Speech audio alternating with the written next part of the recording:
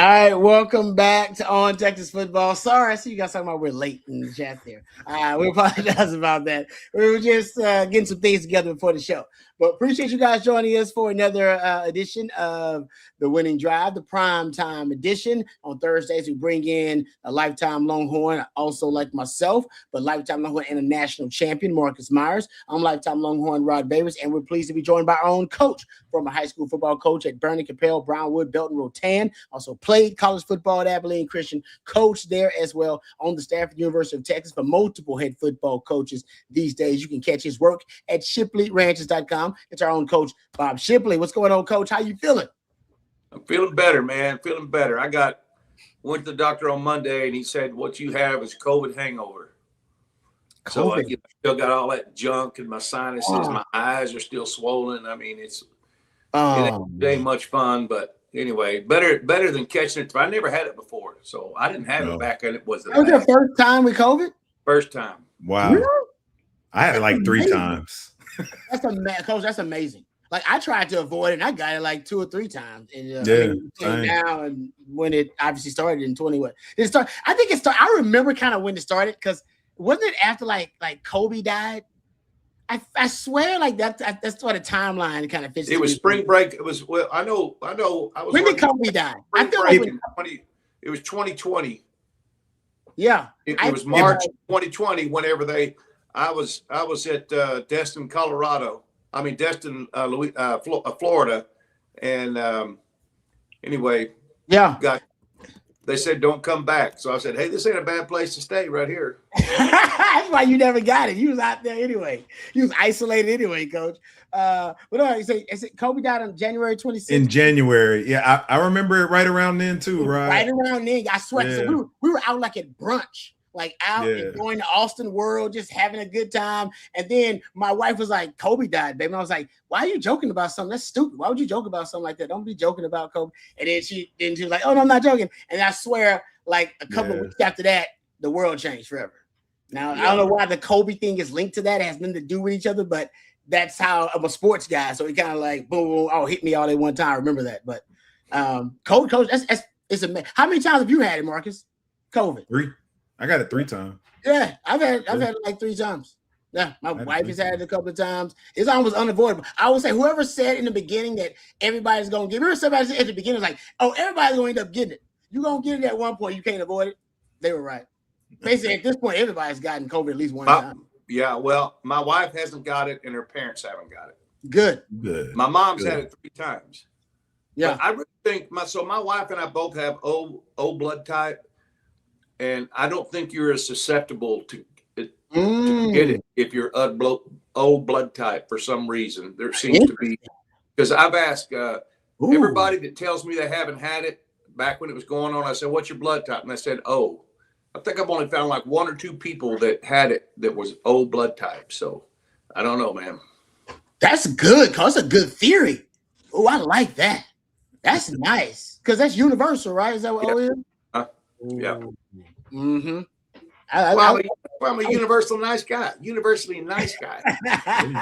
don't know. I like that theory though. Anyway, sorry to talk about COVID, but Coach is recovering from it. And so we're wishing Coach the best, obviously recovering from that. But I've had it a couple of times too. It's almost like I said, it feels like it was unavoidable. And I tried to avoid it. I was that person that was like, putting antibacterial stuff on my hands after I shake hands, staying away from people. I did all this stuff you're supposed to do. It didn't matter. Still ended up getting it. All right. Let's talk some football on the show, gentlemen. We'll get into whatever you guys want to talk about. Questions, comments, throw them out there. We'll try to address as many of them as we can. Super chats always jump to the front of the line. You can interrupt the show at any time. Just throw out a super chat and we'll talk about that. I want to get into this Trinidad Chambliss news. I think it's not only big news for college football, for Texas, you play Ole Miss. So Trinidad Chambliss, who I'm sure is going to be one of the best quarterbacks returning in college football, kind of want to go through the quarterbacks Texas is supposed to play in 2026 schedule. Because now I think it seems to be pretty right now. It looks like there's a little clarity, pretty solidified. The groups of quarterbacks you're going to play. So I want to talk about that a little bit. We'll also dive into some of these mock drafts and rankings. I believe it is Bucky Brooks who has his top 5 players at every position. There's a Longhorn getting some love there. And CBS Sports threw out their bold predictions for the projected top teams of 2026. And they have a bold prediction for Texas football. So I want to get you guys' bold prediction. We're going to copy them. Get your bold prediction ready, Coach. You too, Marcus. Get your bold prediction. All right. Because I'll tell you what theirs is, but I want you to have your own bold prediction for the Longhorns in 2026. And we'll obviously ask the chat about it as well. So we got a lot to get into the show. Let's start with I guess it is big news. I think it's national news that Trinidad Chambliss has been granted another year. At least they approved his waiver for eligibility. There was a lot going on here for a while, but what you need to know is essentially the gist of it is that he has been granted an injunction by the judge. Now, right now, the story is in a ruling that they said lasted well over an hour. A rule that Chambliss clearly met the criteria to receive a medical red shirt for a 6th season. That's basically the gist of it. So Texas will play Ole Miss, so they're going to play Trinidad Chambliss. Before we get into the upcoming quarterbacks Texas will face in 2026, I want to get your thoughts about this ruling. Coach, I want to get your thoughts about it because Texas is also hoping that they get one of these because they got a Lawrence Seymour, an offensive lineman, that they're hoping also gets next year. And we have not had an update on that, but obviously this is an indicator that these processes have started to happen for all these players across the country. Better get you a good lawyer, Lawrence Seymour. That's what I would say. But Coach, what are your thoughts about these guys getting these extra years, man? 60 years, guys sticking around for a long time in college football. So what I don't know about this is what was the year in question? How many games did he play the year in question? Obviously, you get a red shirt, and you could play, 4 games maybe? And his argument, I believe, Coach, his argument was that he was told by a coach, forgot where he started, and I forgot the spot, Marcus, where he started, that it would be a medical red shirt. Here it is. The NCAA had argued that Chambliss's medical records indicate that he chose to forego surgery in 2022, and he could participate in the football season. Instead, he opted to manage his condition. I believe he testified that the coach told him, "Hey, you could receive this medical red shirt, like that. We're gonna medically red shirt you." So his argument was that it wasn't even a decision that he made on his own. It was one that he was, obviously. First of all, it's not the coach's. It's not the coach's decision whether he's going to get granted that 60 or not. Now, if he didn't play any in the season because of an injury, I understand that. So you're saying that there's 2 years. Ferris State. There's 1 year in there he did not play in any games because of an injury. Yes. Yeah. Okay. Yeah. Now, rumor is it was an Ole Miss judge. Is that right? That was what I heard too. So he medically redshirted before the start of the 2022 season, and that is the season. He testified that Ferris State coach Tony Anise told him that he was going to be redshirt. Like, didn't give him a choice. Like, you will be redshirt. But he did have another redshirt year too. That I am not. That's sure. My question is, how many years? Remember, coach, a medical red shirt and another red. You can have 2 types of red shirts. Your medical red shirt is different than a regular red shirt. Yeah, I do know that. I know it, but he might have. I understand them granting him a medical red shirt, but did he get another red shirt when he was just like a freshman and didn't get to play? That is a great question. Now, if he played 4 seasons, 4 full seasons, then I don't understand how they could grant him another. And he didn't play. He didn't get 4 years of eligibility. He didn't get 4 full, but okay. That I don't see a problem with that. But this is why they're going to go to a blanket, I believe, eligibility rule where you just get. I think Jerry's talked about it before, and it's gotten some momentum among the decision makers in college football. You just get 5 years, and whatever happens, happens. Yeah, we apologize. It sucks. Life ain't fair. You played 5 years? like 5. I think 5 to play 4. I think is what they. You get 5 years to get your 4 in. You get 5 years to get it in. Yeah, and then you got to get the hell out. Like you be sticking around trying to get extra. I believe that's the. Like I said, that's not approved, but I believe that's growing. I think it's growing in momentum and gaining popularity for them to do that. I'm just curious how final, if final, this is, because even the way that Thamel words it here, it paves the way for, his eligibility. So I think I saw something that said it could be the NCAA could appeal it. And right. I know something had happened, and granted, it's way different because it was a professional player involved, but Alabama had the basketball player that was initially eligible and then ruled ineligible by an Alabama circuit court judge. So I don't know. It's hard to keep up with this stuff anymore. But if he is in fact playing, then that is, pretty impactful for, the Texas season, in that, he would be coming to Austin and he's a proven quarterback, whereas I think some of these quarterbacks that we're going to talk about, Rod, you have a lot more questions about him. That's one that is a pretty known commodity. Strangely enough, we started off the show talking about COVID because Coach is recovering from it. And that's what really, before then, I used to be able to know when guys' eligibility was up, and it was pretty easy to keep up with it. And then COVID changed all of that. When guys got that extra COVID year on top of seniors. And you then at that point, you're like, I don't know. The guy's a senior, but he's still playing. Like, I have no idea what the eligibility is. And that's when it really changed. Yeah.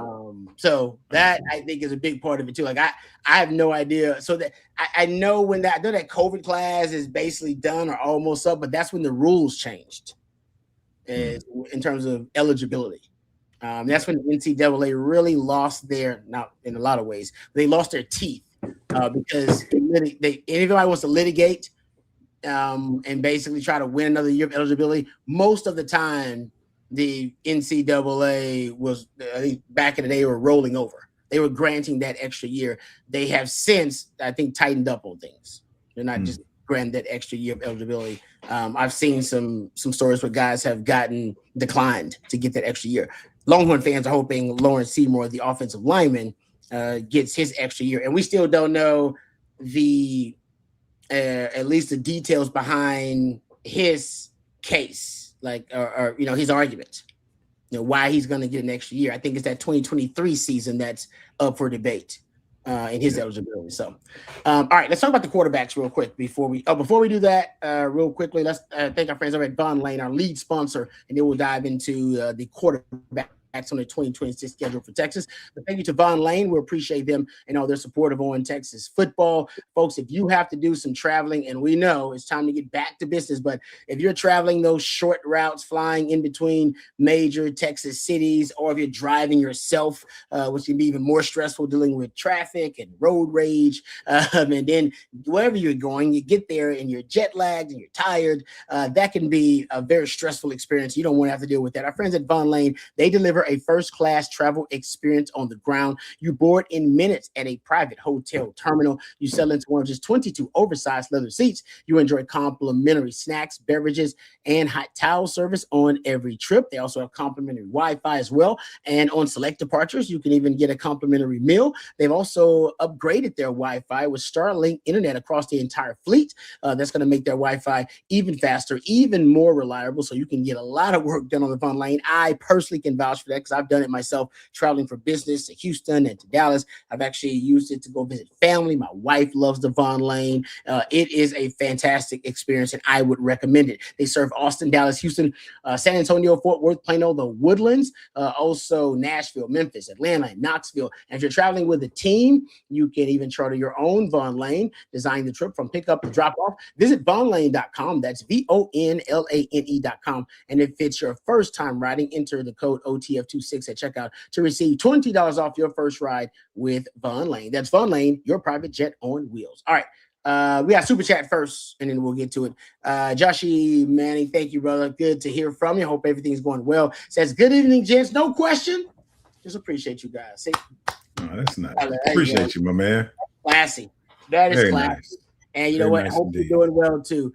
Don't forget about Valentine's Day. That's what I'm gonna drop that out there, guys. It's fast approaching. Okay, all right. I know some of y'all out there like, oh man, I've got time. Nope, it's the 12th. Okay, you ain't got a lot of time. All right, because Saturday it's here. So y'all need to figure it out. Whatever you're gonna do, it ain't got to be nothing extravagant. But like Coach said, you got to do something. Okay, so there you go. Boom. Some of y'all ain't even thought about it because there's a lot going on. I get it. All right, let's get back to the quarterbacks here we're going to face. Then we'll dive into some questions. All right, so Trinidad Chambers, is he the best quarterback you're going to face on the schedule? Y'all want me to go through some of the quarterbacks here? Who we got? You're going to see, I'll go through Brad Jackson, I believe, is projected to be the starter for Texas State. Actually, he's a good player. Actually, he was a freshman last year, right? Or a first-year starter for them. Ohio State, Julian Sand, of course, who was Big Ten Freshman of the Year, also won the National Freshman of the Year award. UTSA, Owen McCown, is he back? Is McCown back for them?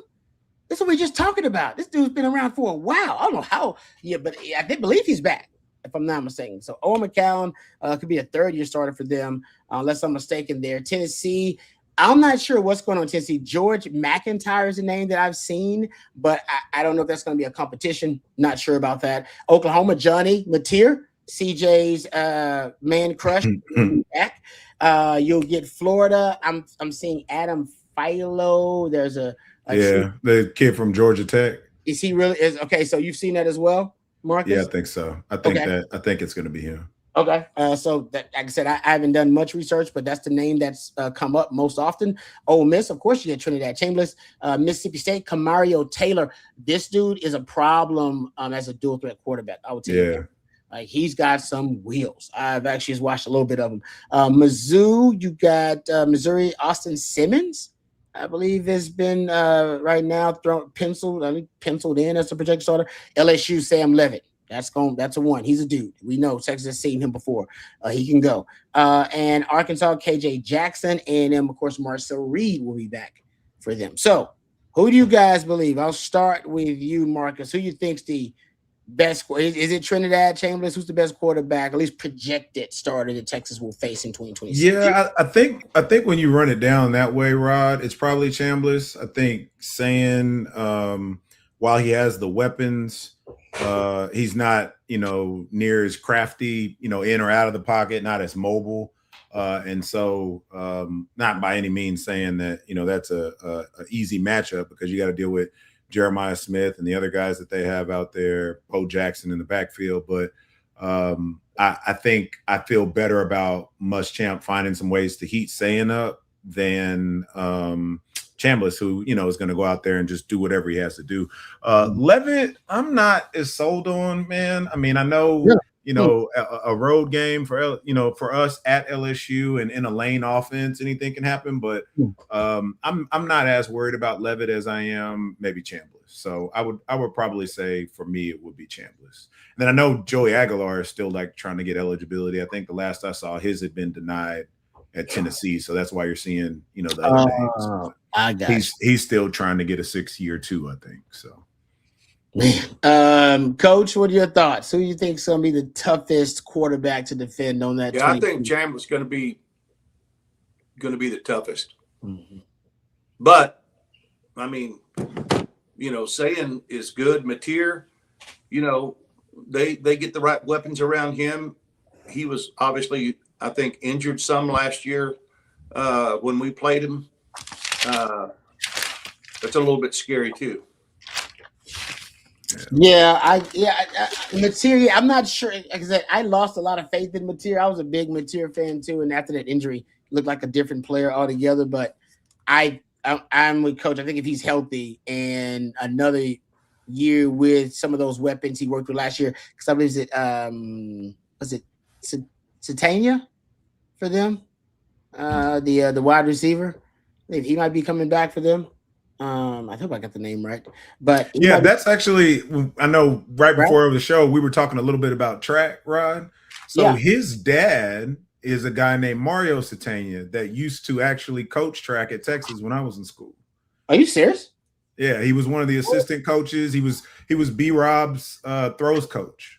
And his son is at OU. I want to say his wife might have That's run great. track too, but Mario is the OU receiver. I forget the kid's name. Is it Isaac?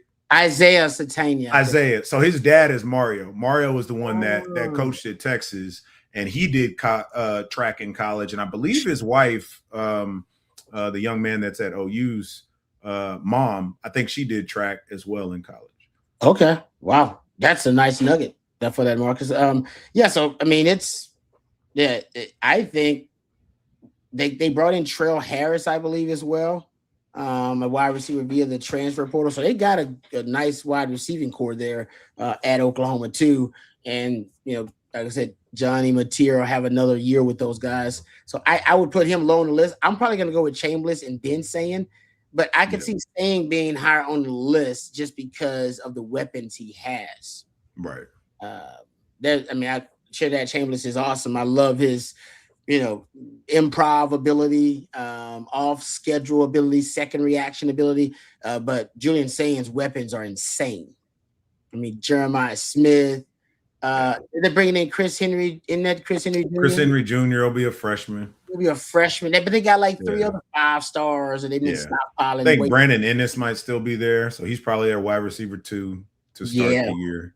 So that's why I'm a little torn. Is that Saying's weapons are that's gonna be a problem. Saying's not necessarily a problem. He's a good quarterback, but the weapons are. Trinidad Chambliss, he presents so many different problems for a defense. Like he's going. What's going to be left around him? I don't know. That's a great point, Coach. Agreed.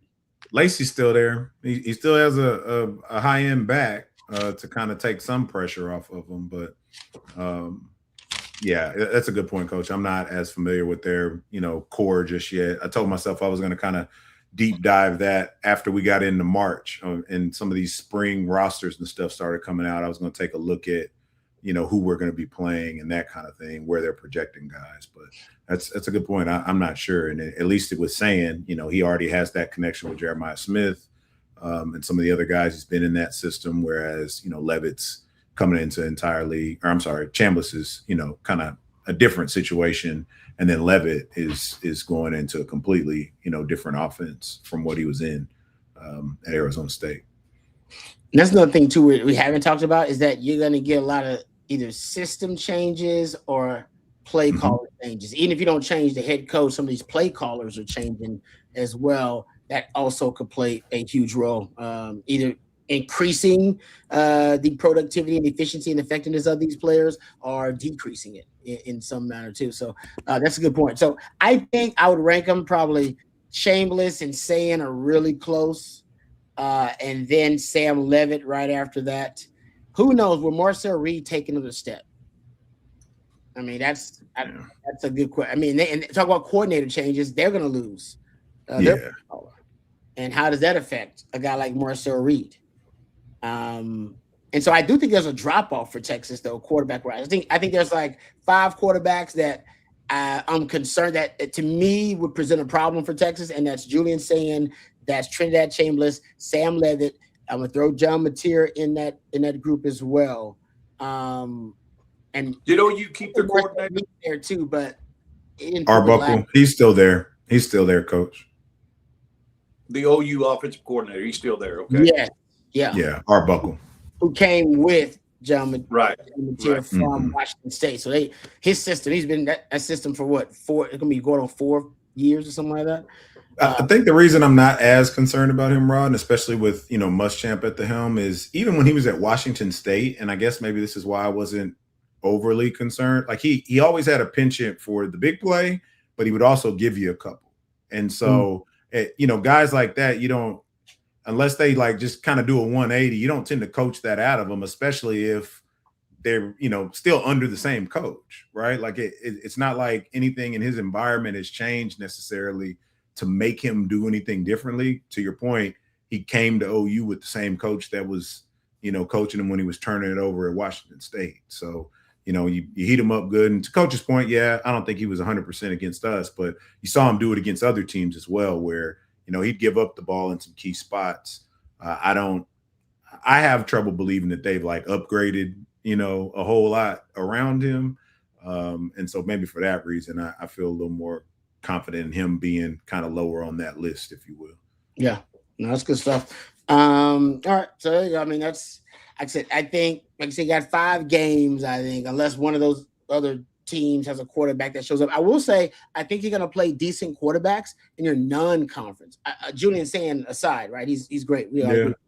But UTSA and Texas State, if I'm right about UTSA, if Owen McCown is indeed the quarterback, I mean, that would make him starting for them going on 3 years. If he's indeed going to get another year of eligibility. And then Brad Jackson, who was a young quarterback but played really, really well. I think he completed over 70% of his passes, over 9 yards per attempt, 21 touchdowns, 7 picks, over 3,200 yards. Good for a first-year quarterback. It's good numbers. And we know Texas State going to come in. They trying to pull some. It's not going to happen, but it can make the first quarter really interesting. I don't think they're going to pull out an upset, but it would make the first quarter kind of interesting. All right. There you go. Quarterback. Hey, one more thing. What do you think that atmosphere is going to be like when LSU pulls into Oxford next fall? Ooh. They play early too. They play like September, third week of September or something like that. Let's see. I think it's September 19th. Yeah. I don't know if that's going to be another game with as much, I don't know, like a hype around it in terms of the storyline of Lane Kiffin going back to play his own team. You said it's in Oxford, Coach? Yes, it's in Oxford. Now, he's going to have all kinds of protection in and out of there, man.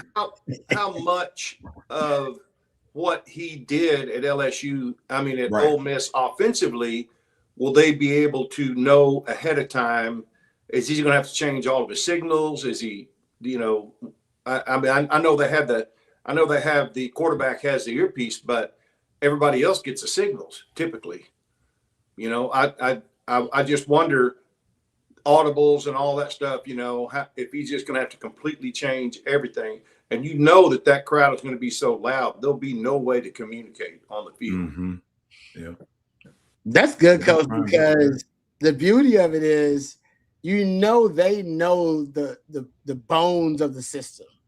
Like they know the bones of the Lane Kiffin system. Mm-hmm. Even Pete Golden, he's going to know it. All right. Because he was around it so long. He was intimately, behind the scenes of it. And so a breaking tendency, to Coach's point, is going to be big for Lane Kiffin in that game. Does he really believe that, oh no, I don't need to change a damn thing. My system works. It works. He knows Pete Golden, by the way. Yeah. The familiarity makes it so intriguing and compelling.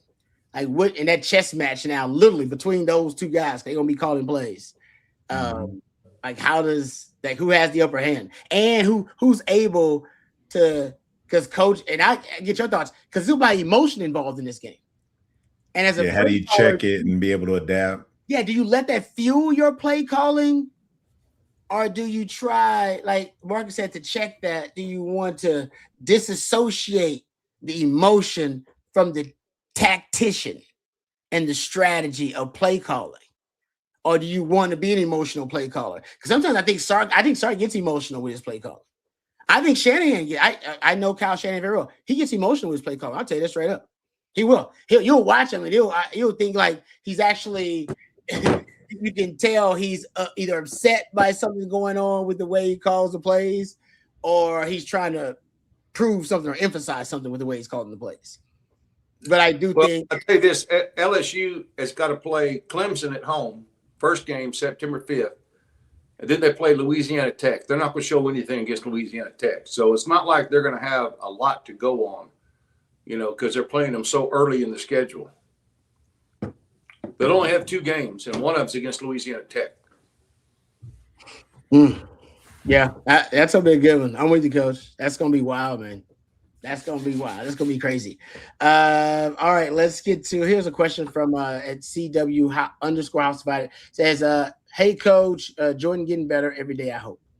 Yes, he is. He's doing great. He's getting out and about. Awesome. Still got some wounds that crack open, that he has to deal with that are pretty painful. But, the hardest thing is with basically he lost a layer of skin. He didn't have to have any skin grafts. No conversion, happened. Conversion is, the live cells converting to dead flesh. Okay. I think because he had to hike 2 miles uphill to get to his truck, and that kept fresh blood pumping. And normally on a burn victim, they're laying down in a gurney or something, and he wasn't. He was hiking 2 miles uphill, blood, oxygen pumping through his system, and so it didn't allow that burn to go deep.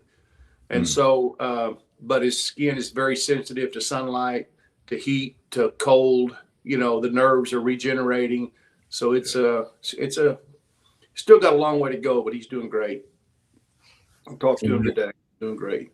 It's good to hear. Yep. Thank you for the update, Coach. We appreciate that. I know the Longhorn family is continue to pray and send him the best wishes. So we appreciate all those updates. All right, I got a real quick update for you guys. Well, we'll get to the story, but then I want to get you guys' bold prediction for the 2026 season because CBS Sports, they published the bold predictions for every team in their way too early top 25. And so we won't go through every team. Just going to go to the Longhorns here. They got the Longhorns at number 2, by the way, behind Ohio State. So they're predicting that early matchup's going to be 1 versus 2 again. And they say their bold prediction is Arch Manning will break Colt McCoy's single season passing touchdown record, which is 34 touchdowns, 34 passing touchdowns in 2008. So they're saying 35 or more. They're saying he's going to break the record. That's their bold prediction. With the addition, of course, Cam Coleman, and obviously got Ryan Wingo now as another threat. Emmett Mosley, 34 passing touchdowns. All right, first of all, do we agree with this? All right, the coach. Well, I didn't be a better position than anybody to answer this. Do you think that yes or no? Would you put money on this? It's going to be difficult because in 2008, Colt McCoy played 13 games, and if I'm not mistaken, there was a game in 2008 maybe where he got hurt, maybe it didn't play, maybe at Kansas. I'm thinking something like that. I can't remember, but he may have played all 13 games. But we played our 12 games, and then we didn't get to play. We just had the bowl game. We went out and played Ohio State in the Fiesta Bowl. So he just had 13 games. So yeah, he could if we play 16 games, or 15 games. It's certainly a possibility. 17 is what you want, and it's 17 to get to. Is it now? Is it 17? No. If you guess you get to buy. I'm trying to think. I guess it, and then it depends if you're in the SEC championship or not. Oh, I see. Yeah. It depends. It depends. Yeah. So what? So you are putting money on it, Coach? No. I'm not. But that's a possibility for sure. But I'm not putting money on it. What about you? You go through all the variables of injuries and what's our running game going to be like? Are we going to have a running game? That's certainly going to help him break that record if we have a running game. But I do think he has the weapons. Really, Colt had Jordan and Quan. That was a hell of a deal. And that was the two guys that were the go-to playmakers. I don't know that he has two guys that play at that level. In and out, and locker room guys like Jordan and Quan were. They were two locker room guys in that wide receiver room too that were, quiet, but did their talking on the field. It's just easier nowadays. There's just so many guys have so many stars, and I think it's just harder to have a good room and a good locker room because these guys are making so much money and they want their numbers, and it's harder to have that team culture than it was back then, in my opinion. I don't know. You agree? No, there's literally something Jerry brought up a couple of weeks ago. He was like, that's going to be one of the challenges for this team this spring. Now that you have the roster built, they need to find a way to expedite and enhance team building. and cultivate it, and they got to do it quickly. They need to force it. Well, I mean, there's no doubt that naturally. There's no doubt they'll have two guys as talented or more talented than Jordan Long, but will they play at that level? Exactly. You know, I think I'm with Coach. I mean, at least I understand his logic from Colt and Jordan had such like a mind meld with Colt. Like they had that time that they were, had put in, all the reps with one another to where they knew where they were going to be and there wasn't any hiccups there. The only reason why, I guess, as I start really trying to think it through, that I might lean towards Arch being able to break it, and I'm not saying he goes out and does 40, right? Maybe it's just 35, is the possibility of playing, 14, 15, 16 games, and just the fact that unless they truly rely on Derek Cooper in that area. We've talked about this a little bit before, Rod. I actually expect to see a good amount of some back shoulder fades and like just go get it balls for Cam in the red zone. Yeah. And so that may peel a little bit back of, Arch having to handle it and rush it as much when you have a big weapon like that, or when you have a big weapon like that commands so much attention. And then even, some of the comparisons we made with, explosivity of some of these other guys, if you're getting a lot of pull to Coleman's side of the field, that gives some of these other guys that are pretty explosive in their own right, some one-on-one matchups that they may be able to take advantage of in a way that, this past season you couldn't as much. And so what, Arch had 27 this year, was that right? So that was 27 with, some challenges early in the year. And not even playing, maybe his best ball against some of the opponents that weren't as good. So I think if you look at it even from that standpoint, maybe you get a couple more touchdowns than you would expect, you would have expected last year against a Sam Houston. Maybe you get a couple more against a Texas State or a UTSA, because even though they are well coached, right, you want to make sure you kind of come out there and are able to get off to a faster start this year than last year. So I don't know. I'll go ahead and we'll bet Bobby's money on it. We'll bet Bobby's money. I tell you what, one other thing that's going to make it difficult, guys. It makes you feel old. That was 18 years ago. It's crazy. It's crazy. Yeah. Defense has evolved greatly, covering the spread in the last 18 years. Yeah. Greatly. It's a lot harder now than it was in 2008 when Jordan and Quan were playing. That's true. It's a lot different defensive looks, and so that add that to it. But you give him 14 games, he's going to be close. Yeah. You give him 15 games. Just think about it. Mm-hmm. It's another. He'll have several games with 3 and 4 touchdown passes. Mm-hmm. Yep. Right. And so he could have 30 in 12 games, maybe even 11. Yeah, no, that's a good point. Especially if they're throwing it to the back out of the backfield down there in the red zone. Yeah. If he approaches that record, that means a receiver is going to approach the single season receiving touchdown record too.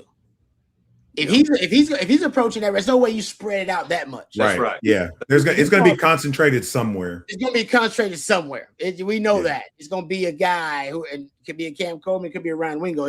He had Jordan and Quan, who both 1,000-yard receivers in 08, right? 2,000-yard receivers. That's the greatest receiving duo in Texas football history. So if he's approaching that record, and I agree with Coach, if you get to 15 games, you should be close. Right. You should be close with this weaponry. You should be close. And so I'm gonna say, yeah, guys. I'm gonna say I'd put some good money on it just because of I think y'all convinced me. It's the games. First, you got to make the playoffs. You don't make the playoffs in Arch's second year. Longhorn fans, all hell's gonna break loose anyway. So I'm assuming you make the playoffs, and that's not necessarily an SEC title game. That'd be an added bonus. You make the playoffs. Let's say Longhorn fans, you got to win one. That, you're talking about then getting to 14 games. 14 games. I'm with Coach. All you need is 2 or 3 when you throw 4 touchdowns. And then you keep averaging 2 to 3, a little between 2 and 3. Yeah. And you should be approaching that number. Yeah, but I'm telling you, I've been Mr. Optimistic the last 3 seasons. That's fair. I've been Mr. Up. And so I'm like, you kick that dog so many times, that dog will stop coming around, And I'm kind of like, I'm tampering things a little bit. I got tapping the brakes this season. I'm like, show me the money. I've been in your corner through it thick and thin. Me and Stevie, we put ourselves out there, undefeated seasons last year and all this stuff, Show me the money. Yeah. Show me state, right? Get Missouri on. Like, I need y'all to show me. Yeah. Okay, so let's go bold predictions. Our own bold predictions. All right. Start with you, Marcus. I think you got one. Look on your face tells me you got a good one. Yeah, I was sitting here thinking about it. I was trying to look it up to see I don't know what the record is for defensive touchdowns in a season. I think it was 2000. It might have been 09. 09. Is it 09? I was gonna say like 5 or 6 defensive touchdowns this year. Dang. So I don't know what the record is, but I was just it says bold. That 08 defense was as good a defense as I've seen. It might have been. Yeah. The 08 defense was good. So if I need to research this and follow back up, I will. But that's my prediction. Whatever the record is for defensive touchdowns this year, I think they break it. That is good. It's gonna be my bold prediction. I look at it as you got Ty Anthony Smith and Rasheem Biles, like they're ball hawks, right? They are. They're fast to the ball, but also ball hawks when it's in the air, and are both fast enough to take it the distance. You got Colin Simmons that can create any number of sack fumble opportunities. And then I just think, in the defensive backfield, it'll be a more aggressive style of play. We've talked a lot about the DBs. Rod, me, you, and CJ did that, video on the cornerbacks and the safeties. And I think a number of those guys just have more ball hawking skills. And so that's going to be my prediction. I don't know what the record is, but I say they break it, and I'm just going with 5 or 6 defensive touchdowns. Damn, that's good, Marcus. I ain't gonna lie. I didn't expect you to come up with something that good. That was mine. Yeah, I was thinking on it.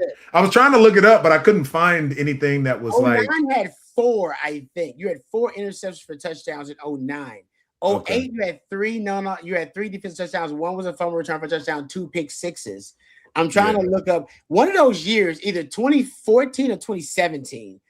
I forgot which one. Remember, they had really good defenses those 2 years, and you actually scored a lot of defensive touchdowns in those years. I'm trying to think of which year it might have been. Okay. The closest I could find was it gave the individual. So it said Huff had 2 seasons where he had 2 pick sixes. Huff went off on the pick sixes, man. Yeah. Oh, okay. 03. So let's see. What did it say? 7. Okay. All right. 7. So good Lord. 7. So that was right after you left, then, Rod. That was my red shirt freshman year. So then, okay, we get 8 this year. If that's the case. In that case, I'm not. There's no way you're gonna break that. I'm giving you 8.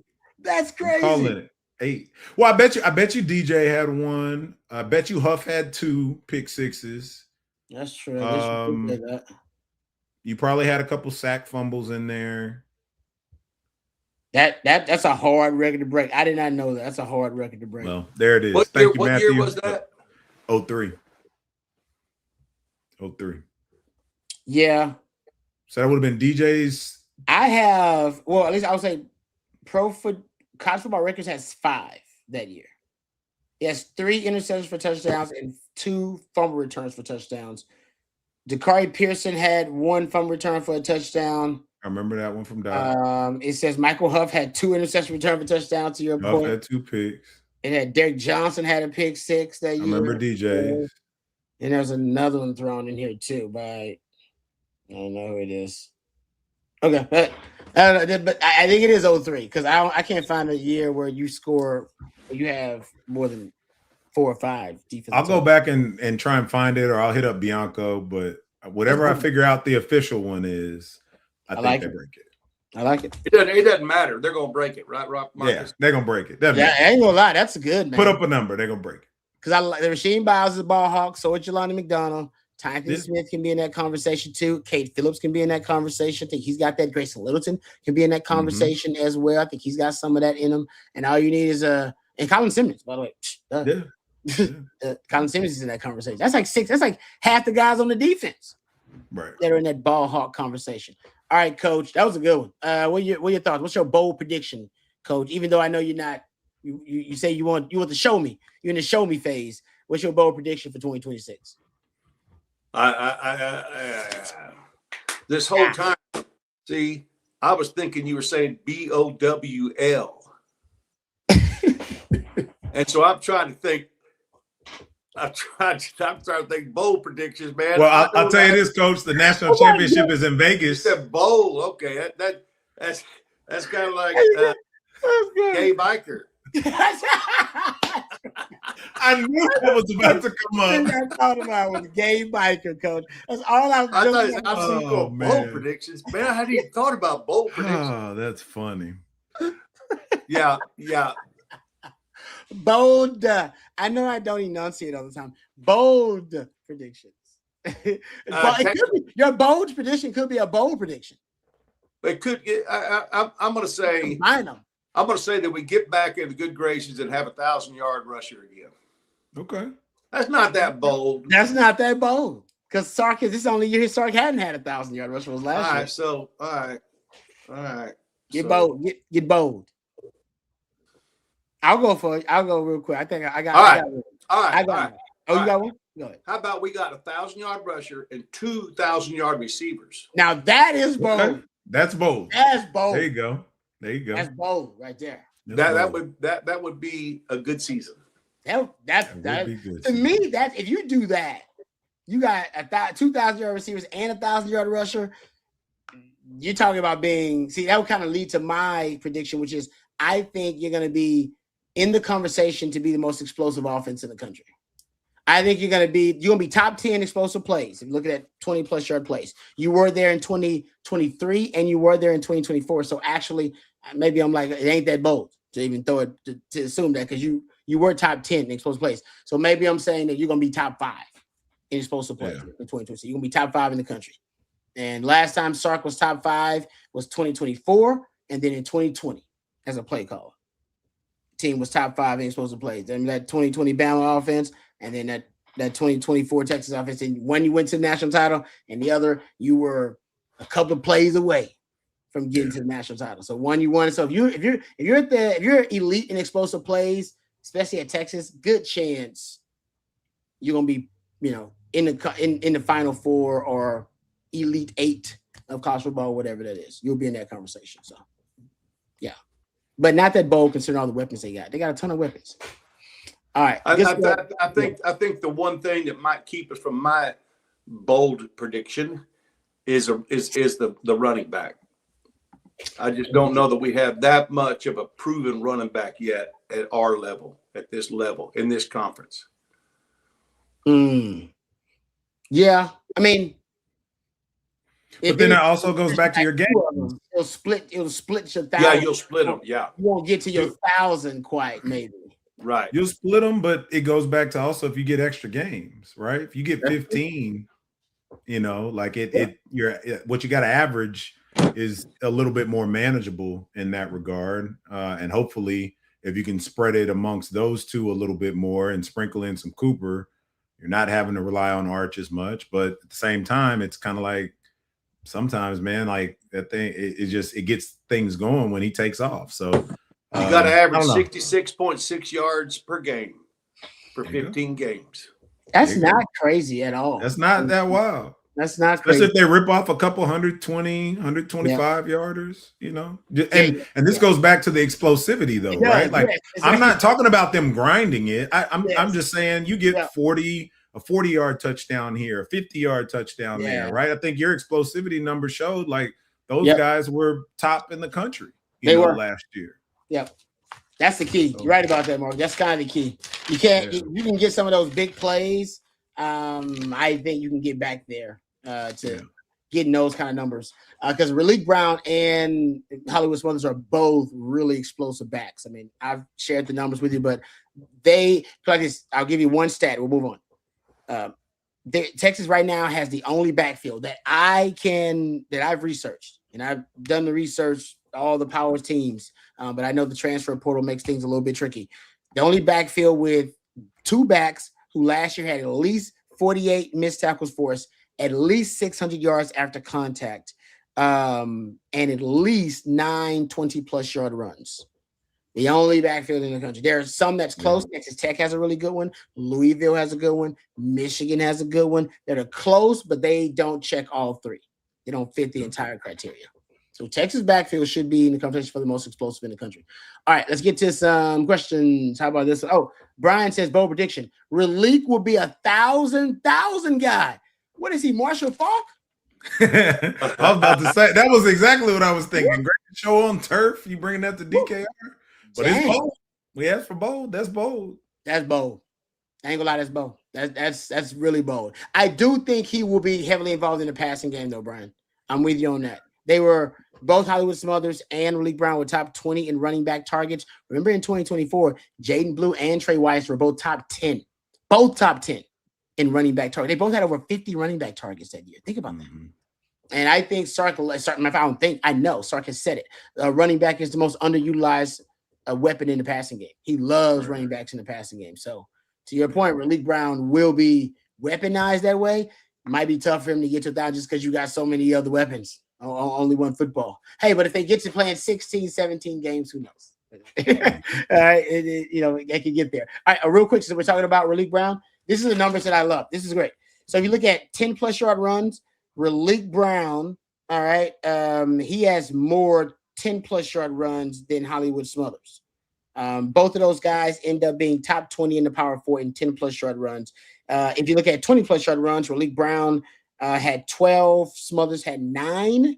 That would put them both also top 15 among running backs in the country. If you look at top 30-plus yard runs, this gets kind of weird. Raleek Brown has 4, Smothers has 7. Only 5 Power 4 running backs have more 30-plus yard runs or had more 30-plus yard runs than Smothers last year. 40-plus yard runs, Raleek Brown had 3, Smothers had 6. Only 5 Power 4 running backs had more 40-plus yard runs than Smothers. And you look at 50-plus yard runs, Smothers had 4, Raleek Brown had 3. And only 6 Power 4 running backs had more 50-plus yard runs than Raleek Brown. Texas only had, I believe, if you look at 20-plus yard runs on the season, they had 12 total as a team, and Raleek Brown had 12 by his damn self. And also, of those 12, I will say Arch probably had half of those.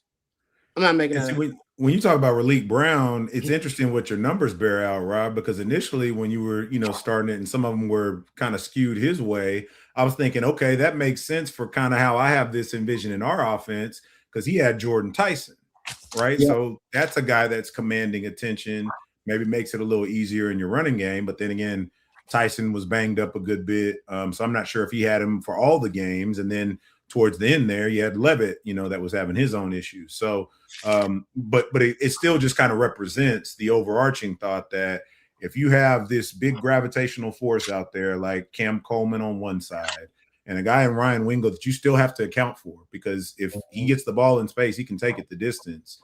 That's just 2, right? Then you still have, Mosley, whatever you think Jermaine Bishop Jr. may be capable of, and just all the eye candy type stuff that Sark can do. I think that opens things up for both of those running backs that have shown, that they're explosive guys. Do y'all want to hear a freaky stat? Because I know we're getting close to the end of things. Here's a freaky stat for you about Texas last year in the running game. Arch Manning led the team in 10-plus yard runs, 20-plus yard runs, 30-plus yard runs, 40-plus yard runs, 50-plus yard runs, and 60-plus yard runs. He either led or tied the team in all those categories. If you would have said that 1 year ago as your bold prediction, I don't know. That would have been a bold prediction. That would have been a bold prediction. Yeah, he led the team or tied for the team lead in 10-plus, 20-plus, 30-plus, 40-plus, 50-plus, and 60-plus yard runs. My not so bold prediction, Rod, that will not be the case this year. It really showcased his skill, but it's not good. But think about it. What happened in 2008? Who led the team in rushing? Colt. Oh, Colt was your leading rusher in 08. Yeah. Yeah. 08 and 09 was not a good year for running backs in Texas. Yeah, Cole was doing, man. He was injuries killed us. Yep, they did. Yeah. Now Cole was the leading rusher that year. I remember that year because I was like, this guy, how's this guy not going to win the Heisman? He lead the team in rushing. He's like unbelievable. What year did he have? What year did he set the record for completion percent? Was that 08 or 09? Was it 08? 08, I think. Had to be 08. Yeah, I think it was 08. Hey, he got and he had like 11 touchdowns on the ground that year. Dude, he was so good that year, man. He was up. Why? We know why, because he had also and then don't forget this. And Coach Jordan and Quan, same birthday. To your point about the chemistry they had together. Not only was with Jordan and obviously Colt BFFs, but then hell, Quan and Jordan had the same birthday. There was a synergy all over the place in that offense, man. Yeah. Oh, that 08 offense was beautiful, beautiful. Good times. Great times. All right, let's speak of good times. Let's hit our sponsors one last time. We had a couple of questions, then we'll get out of here. But let's thank our friends at Hayes City Store first. We appreciate them. Hayes City Store, folks. I am a big fan of Hayes City Store. I've been going there for years. Me and my wife were going there. We were going there on dates back in the day. That's how I took her on a date back in the day to Hayes City Store, trying to impress her. And she was impressed. A lot of things there impressed you about Hayes City Store. Love the scratch food. It is fantastic. Got a scratch kitchen, Texas comfort food at its best. They've got that famous truck stop enchiladas, award-winning chicken fried steak. I love the burger. I'd recommend it. It's really good. Homemade desserts, all of it delicious and made from scratch. There's also live music 6 nights a week with 50 beers on tap, ice cold long necks, and tasty margaritas. Margaritas actually are amazing. Another thing, I go and I have myself every time I'm there. There are 11 TVs alone in their ice house outside, so perfect for game days or watch parties. You can also take up the brunch or enjoy the brunch. Serve 10 to 3 p.m. every Sunday. Hayes City Store is also dog friendly, kid friendly, lots of room. Let the kids run around. They got a big tree net so the kids can go out there and play and have a great time. You can find out more information at HayesCityStoreTX.com. That's HayesCityStoreTX.com. Hayes City Store, it's uniquely Texas and one of my favorite places to go. Let's thank Von Lane as our lead sponsor for tonight's program. We appreciate Von Lane and all of their support of On Texas football, and you will as well. They offer a first-class travel experience unlike any other. If you're tired of the hassle and the stress of dealing with any airport experience with TSA and flight delays, or driving yourself to any of those conferences or the meetings you have, whether they be in any major Texas city or around the great state of Texas, let me offer you a third option, much better option. Von Lane delivers a first-class travel experience on the ground. You board in minutes at a private hotel terminal, settle into one of just 22 oversized leather seats, and enjoy complimentary Wi-Fi, snacks, beverages, and hot towel service on every trip. And on select departures, Von Lane also offers complimentary meals, and they've upgraded their Wi-Fi with Starlink internet across the entire fleet. It's going to make their Wi-Fi even more reliable and also faster as well, so you can get a lot of work done on the Von Lane. Von Lane serves Austin, Dallas, Houston, San Antonio, Fort Worth, Plano, the Woodlands, Nashville, Memphis, Atlanta, and Knoxville. And if you're traveling with a team, you can even charter your own Von Lane. Design the trip from pickup to drop off. Visit vonlane.com, VONLANE.com. And if you're riding for the first time, you use the code OTF26 at checkout to receive $20 off your first trip with Von Lane. That's Von Lane, your private jet on wheels. Thank you very much to our friends at Von Lane. All right, Jason with another bold prediction says bold prediction is Texas will have 2 running backs with 900 plus yards from scrimmage if healthy. Now that I don't even honestly, I like that. I'm gonna say it's not bold, but that I like that. That's good. Because I think that's how they could end up being used. Splitting the time could end up, for those guys shouldering the burden of that backfield in the running game to keep them fresh. So they could end up splitting that production. But because Sark wants to use both of them in the passing game, like he did Jaden Blue and Trey Weiser in 2024, I know he got 1,000 yards out of Trey Weiser that year, but I can see you getting at least 800, 900 yards from scrimmage from the other back, whoever that is, like you did out of Jaden Blue. I'm not sure what Jaden Blue had that year from scrimmage, but I know he was really productive. Yeah. Like extremely productive. So that's good, Jason. I'm picking up what you're putting down. Love that one. CW_House I predict at least 10 touchdowns to our running back group. Defense is focused on wide receivers. I love it. I think that's also money. I'd put money on that prediction. CW, about the running backs. Smothers and Malik Brown going to be huge. Like I said, it reminds me a lot of 2024 with blue and whites in the backfield. Jeff, bold prediction. Top 5 least penalized team. Oh, whoa! We do that, and we might win it all. If that happens, that's bold for sure.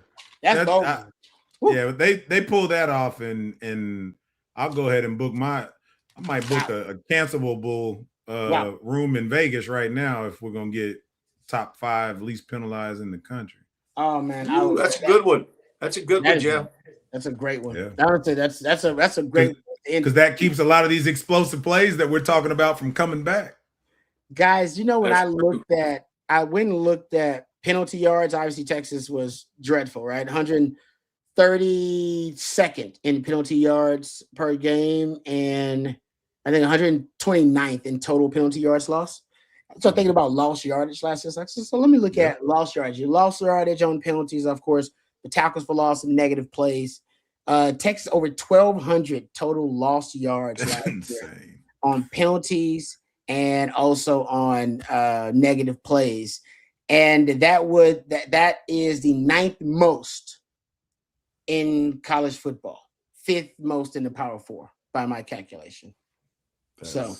Which is not crazy. I mean, you were 104th in tackle for loss allowed. You were 112th in tackles for loss allowed per game. I'm sorry, 104th in tackles for loss per game. Switched that. 112th in tackles for loss overall. 104th in tackle and yards lost on tackles for loss, and 129th, 132nd, 134th in penalties per game, penalty yards, and total penalty yards. So you were one of the worst in the country. You clean that up. I agree. Sky's the limit for that group. So love that bold prediction, Jeff, because that was literally on my mind for the show. I did that during prep for the show. Like, I wonder how many yards they just lost last season on being undisciplined on penalties and also just, allowing too many negative plays, which, by the way, was not on Arch, because Arch didn't have that many negative plays. That was a lot of that was around Arch. All right. Thank you guys for all of the super chats and questions. Great stuff as always from you guys. Thank you, Coach. Appreciate you powering through. We know you're recovering from COVID, but we appreciate you sitting in. Marcus, great stuff as always. While the folks love you out here. Great portal acquisition we had when we picked you up, brother. That was nothing but a winner home run right there. Thank you to Matthew behind the scenes. He's a real MVP. Nobody does it better. If we missed any of your questions or comments, we apologize about that. Please direct them to the gentleman at Coffin Football bright and early tomorrow morning. There'll be the man, the myth, the legend himself, Bobby Burton, and my man Jerry Hamilton. That'll be at 8:15. We'll also have your Friday live stream. That'll be at 3 p.m. 3:15 p.m. We always make it a little bit later. I'll be on that one. I believe Jerry joins me for that one, but whoever's on, it don't matter. We're gonna have a good time. We're gonna talk some ball. For Marcus and for Coach and for Matthew, I'm Lifetime Longhorn Rod Babers. Until next time. Hook 'em horns. Okay.